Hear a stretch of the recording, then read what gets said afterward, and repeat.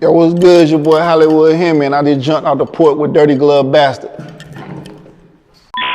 30 rounds on my 40 Glock with a lemon squeeze. 50K on my neck piece, and this shit sweet. I send shots, y'all send tweets. I got day ones who lost.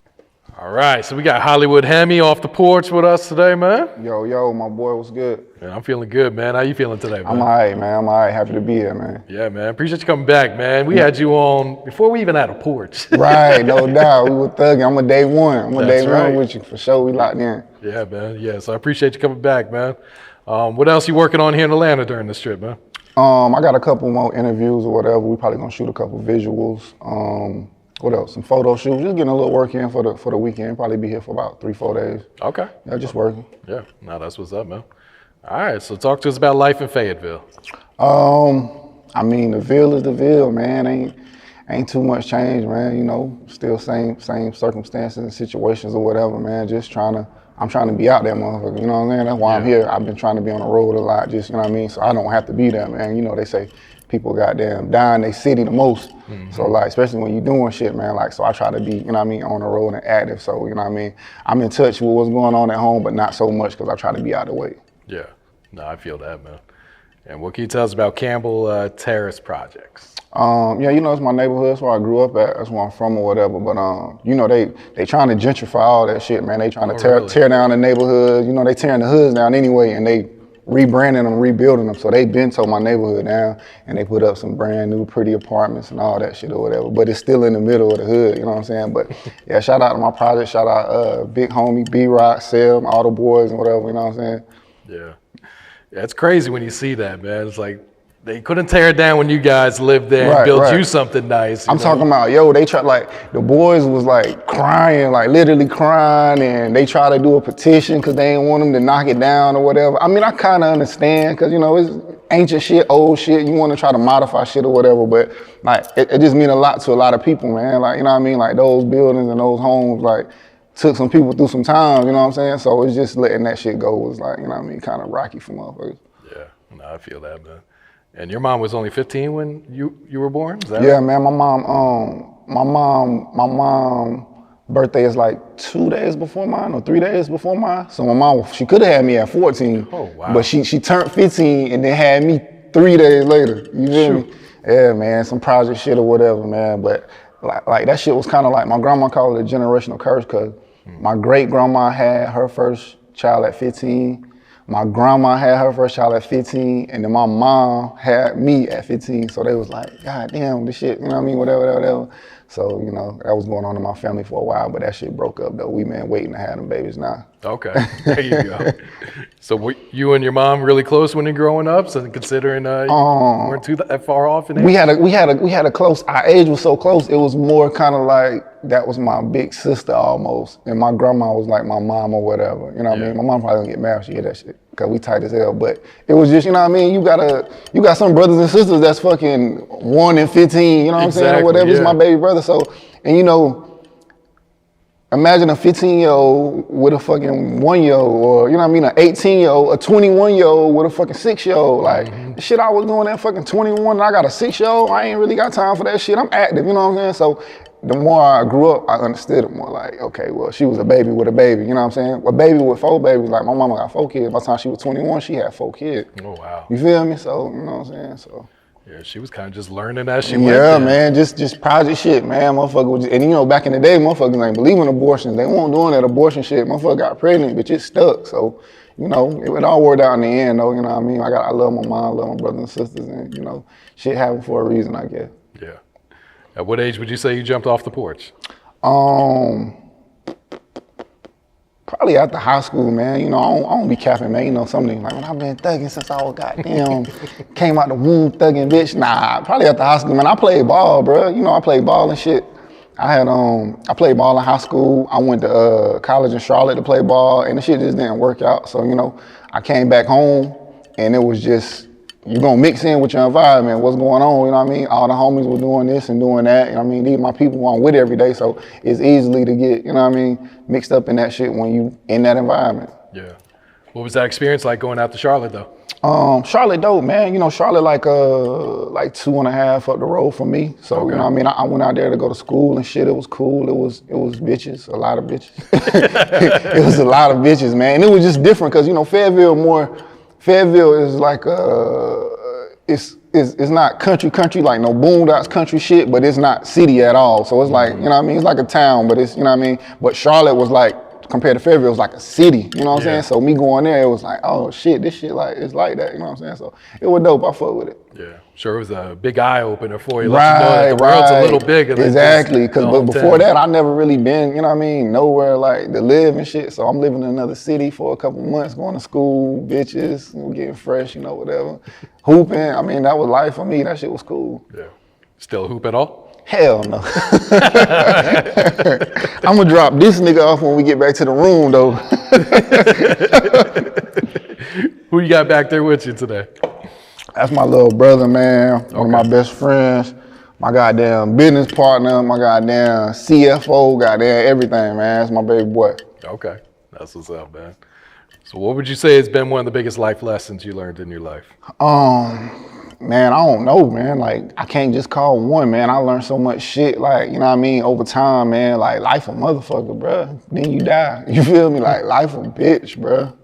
Like, life is crucial, man. Like, I lost my little brother, like, almost 2 years ago or whatever. And that shit made me feel like, okay, niggas is not untouchable. Like, this shit for real, like, and that was kind of an eye-opener, and it just made me, like, just want to embrace shit more, man, like family and love and friends, like just shit like this. Like we ain't doing shit, we chilling or whatever. We came out to Atlanta, you know what I mean? We all together, we bullshitting, laughing and playing me the little shit that motherfuckers don't even think about. Like I know my baby brother love, he'll fucking give anything to be sitting right here by them or back here on his porch, you know what I'm saying? But he ain't able to do that. So just the little shit, man, that just make me be like, damn, bro, like life is real, shit really real, bro, you know what I mean? Yeah, absolutely, man. How long you been growing your hair now? Man, I've been growing this shit a minute, man. Probably about 10 years. Yeah, I know it's a lot longer than last time. Yeah, probably like 10 years, man. I be trying to clip these shits. I really want to cut my shit, bro, but I don't know how to.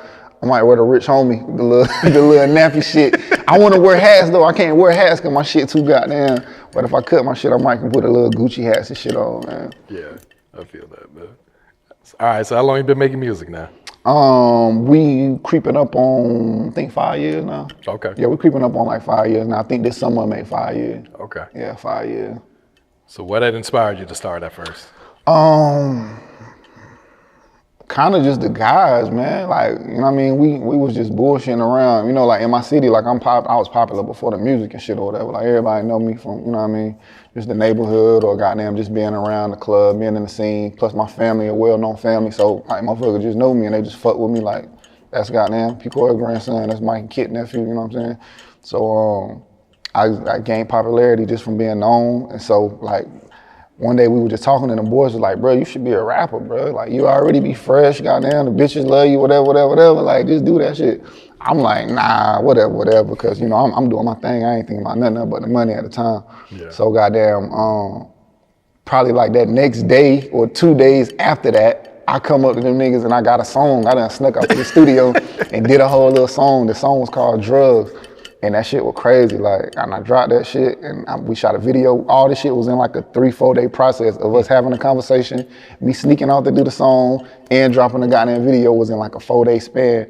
And the city just went crazy over that shit. Really? They was just loving that shit. Like, that's why we always got drugs. No, we don't run off on. Yeah, that shit was crazy as hell, man. That was about 4 years ago for some change. And that was my introduction into the shit. And then I'm like, man, I could really do this shit. Yeah. Yeah, you know what I'm saying? It's been a grind since, just grinding, man. Oh, yeah. Did it come natural for you, making that first song? Yeah, it was natural, man, because, you know what I mean, like I said, my neighborhood, we had a group called Project Stars. This was probably like, even before that, like years and years ago. I was a kid, I was a jit, I'm the baby out of the clique anyway. So they had a group or whatever, but they was old. Like I said, I was a baby at the time, so I mean, I was rapping with them a little bit, but you know, you the run of the crew, they ain't really goddamn paying you much attention or whatever. So it was already kind of a thing there or whatever. Plus my uncle passed away years ago. He was a rapper and shit or whatever. So okay. Yeah, so I kind of like it was just in me, man, just in me. Just had to tap in. Just in me, man. I just had to tap in my inner rapper, man. Yeah. But I ain't nothing like these rap niggas though. These niggas goddamn cap. These niggas fake as hell. I just try to be myself, man. Like I ain't trying to put on and be nothing that I'm not or create no image that I ain't. But I ain't going at the same time though. You feel me? Like, you know what I mean? Motherfucker know what's up. Yeah. Who'd you grow up listening to? Grow up listening to Wayne. I'm a Wayne head, man. Wayne, Kanye, bro. Like, I know Kanye flipped out at one point in time. Nobody won't fucking with him, but I was still loving him. They be calling me him yay. That's what my brothers call me, him yay. They be I fuck with Kanye the long way, man. I love Kanye, man, because Kanye it's art, man. It's more than just music, bro. It's art, and I love that shit, man. Like the way he put them songs together, put the visuals together. You can tell that a motherfucker might have sit down and did a goddamn vision board just writing a fucking song, like. And that's the kind of shit I be on, man. Art, man. Like I want motherfuckers to see the words that I'm saying, man. And the same thing with Wayne. Not so much now, but you know what I mean. The older Wayne or whatever. That nigga was just like everything he did was just like a picture. You could see that shit. That bitch was legendary. So like them was just motherfuckers that I was like, yo, them niggas hard. Them niggas too hard. Yeah. All right. So how'd you get the name Hammy? Oh, so you remember when I told you that that my project, we had a group like way back when or whatever, but I was like the runner or whatever. So I had made up my own name, like Young Semi. That was my name, Young Semi, SEMI. And I got that from like, you know, a semi-automatic, that bitch be spitting. So I was like, I be spitting, cause I'm goddamn coming with words. Nigga wanna try me, catch me, somebody, hot heat, run from the head there to the stuff. So I'm like, bitch, I be spitting, so my name Young Semi, I named myself. So goddamn, that was my name for a minute. They was calling me Semi, Lil Semi, Young Semi, woo, woo, woo. But then when I got a little bit older or whatever, and goddamn, I got into other things or whatever, I used to be goddamn, I'm quick, I'm in and out, goddamn, you know what I'm saying? Like turnaround time, goddamn crazy. So my oldest brother, his homeboy was like, goddamn, boy, you goddamn crucial with that shit, bitch. You goddamn like Hemi, you goddamn Lil Hemi now, ooh. And I was like, Lil Hemi, I like that shit. Let's run with that. Drop the other shit. I'm Hemi now. You know what I'm saying? And then as I got goddamn old, I just dropped the Lil and I'm goddamn Hemi. Okay. That's what's up, man. So talk to us about the label, Dead Play. Dead Play Entertainment, man. That's my label, man. Like shit, we rocking, man. We just started. We got the clothing line popping. Dead Play Apparel, Dead Play Entertainment, man. I got a couple up and coming artists or whatever under the shit, whatever. I really just trying to get a solid foundation for myself and get my foot in the door halfway in that bitch, and then I can kick it in for my niggas coming behind me and shit. I got some young niggas, you know what I'm saying? I got some niggas that got some pressure, but I just wanted to be right for them so they ain't got to go through all the shit that I went through to get in, you know what I mean? And it can just be a smooth sell or whatever. But we coming for sure though, for sure. Yeah, talk to us about the grind that comes with being an independent artist, man, having to do everything yourself. Man, that shit is like, I ain't want to be whining or crying about the shit, bro, but it's tough, bro. It's almost like, let me think of a good analogy for that shit. That shit kind of boom, you got a double parent household. You got a whole family. It might be two parents and one kid, and motherfucker is offering them help or assistance, and opposed to you being a single mom and you got 5 kids and they ain't trying to help you out at all. You know what I'm saying? That's what this shit like being an independent artist. Like niggas, it's like almost like they be blackballing independent artists, bro. Like they don't want to fuck with you. I seen niggas that's on already, they do music with each other for free. Niggas that's in the trenches that they know don't got 20, 30,000 for no feature, they want to charge them. If they charging 20, they probably gonna charge the nigga 30 or 35, you know what I'm saying? Like, and that shit don't be making no fucking sense to me, bro. Like, that's why when niggas be goddamn like paying me for features and shit, bro, like, I share that shit a million times.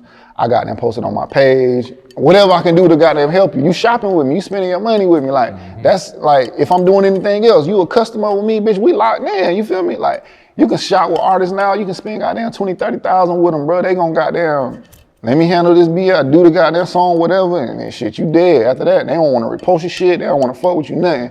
Cause you an indie motherfucker, opposed to goddamn a nigga that's already on, they gonna dick ride them to death, whatever. This is some weirdo shit in the industry, man. It's a lot of clown shit, man, and I try to separate myself from that. I don't wanna be like that, and when my time come, I'm not gonna be like that, bro, cause I'm me, bro. I'm just solid, bro. So, you know what I mean? I'm always trying to do solid shit. Yeah, real shit, man. Salute to you, man. No doubt. All right, what's the music scene like back at home right now? I mean, this niggas grinding, you know what I'm saying? Niggas grinding, niggas trying, bro. Niggas just, I feel like niggas just a link away, man. Like, opposed to Atlanta, we're in a small town, you know what I'm saying? So we don't got shit like this. We don't got, you know what I mean, radio that's going, oh, that's a hot song, let us play that shit. Like, niggas they ain't doing that shit back home. So it's a motherfucking grind, but it's a lot of niggas that's trying to get active, but they just gotta find a path. You know what I'm saying? They gotta find a way. You gotta create that shit. Like I said, I'm folding some change. I'm on 5 in, and I'm still trying to find that bitch too. But I'm grinding though. You feel me? So that's the only thing that separates you from the next man. How hard you gonna grind? Yeah. You feel me? Do most of the artists support each other and get along, or is it more of a competition? Probably more. I mean, both ways, man. You got certain, that shit go back to what kind of nigga you is. You feel me? Like, you got goddamn some niggas that'll big you up or whatever, and then you got some niggas that's gonna be mad because this motherfucker like your song better than they like their song. When actuality, everybody at the bottom of the sea. You know what I'm saying? Ain't nobody afloat. Goddamn, everybody at the bottom of the sea. Ain't nobody doing no more than the next motherfucker. Like, and motherfuckers were getting mad at me one time. Like, I don't want to turn them on, and I don't want to do this. I don't want to do features and that. I'm like, my nigga, I'm trying to find my way. I'm lost, bro. Like, if I had the answers, I wouldn't be shit having this conversation with you probably, bro. Like, I don't got the answers, bro. It might look like that because I'm grinding and I'm doing goddamn off the porch and I'm doing this interview and I'm in New York doing goddamn, you know what I'm saying? Fucking all kind of different little shit.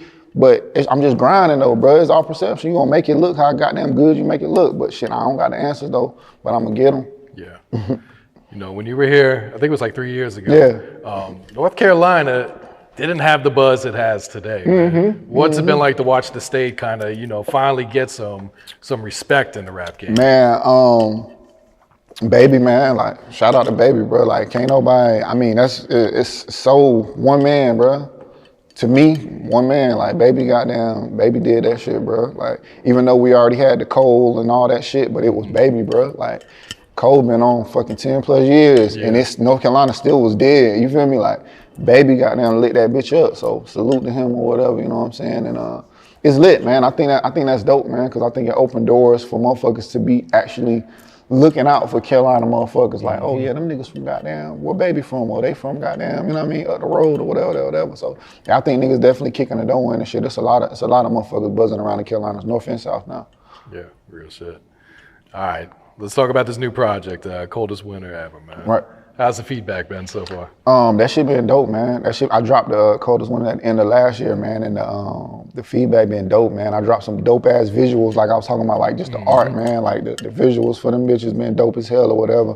I just finished the deluxe, so we'll be dropping the deluxe in probably about 2 or 3 weeks, whatever. We ain't got no date, but it'll be before goddamn winter end, you know what I mean, the deluxe or whatever, and I got like 4 visuals ready for that motherfucker. Like, man, we got some crazy shit, bro. I just been working, man, and that Coldest Winter shit came from a broken heart, bro. Like, when my brother passed away, it was just fitting, like, Coldest Winter, you know what I'm saying? My brother passed away at the end of the summer 2019, so we heading into the cold season, fall, goddamn, winter, and it was just art, bro. I just pretty much just spilled where my mindset was at in that time frame, you know what I'm saying? And that's the whole album, kind of like a chill vibe album, whatever. Like, just me goddamn telling you what's going on with me, how I've been over the last year and a half or whatever. And it's a vibe though, dope music though, real good content.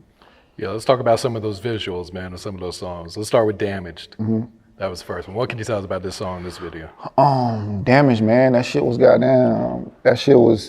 like, all the titles was named after the shit I was going through, like, just damaged, bro. Like, you goddamn wake up and goddamn, like, I know Roddy Ricch said in one song, I hope I don't wake up tomorrow. Like, you know what I'm saying? Like, bro, like, niggas really be feeling like that. And like, at one point in time, I was going through a serious depression. I really was feeling like that. So like, I was just damaged, bro. So, you know what I mean? When I be in that kind of thought, I just try to write, come up with goddamn dope art and shit. And just in the song, I was just talking about just different shit that I was that was happening at the time or whatever.